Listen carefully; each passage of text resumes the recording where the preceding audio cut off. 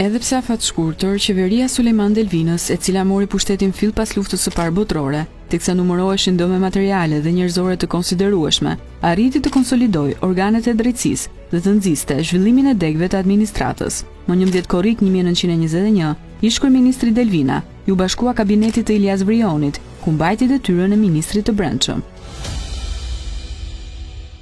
Pas punimeve të Kongresit të Lushnjës, u formua kabineti qeveritar i Sulejman Delvinës, i cili do të shërbente si kryeministër deri në nëntor të vitit 1920. Delvina u përball në mënyrë të veçantë me çështjen e Vlorës, në lidhje me të cilën firmosi protokollin italo-shqiptar për zbrazjen e qytetit dhe të rrethinave të tij nga italianët. Më 15 nëntor të atij viti, detyra e kryeministrit i kalon Ilyas Vrionit, i cili e bëri Delvinën pjesë të ekzekutivit, duke i besuar postin e rëndësishëm të ministrit të brendshëm. Me themelimin e parlamentit të parë pluralist më 21 prill 1921, pas zgjedhjeve të 5 prillit, mori udhë një jetë politike e paqëndrueshme, karakterizuar nga ndryshime të shpeshta të kabineteve.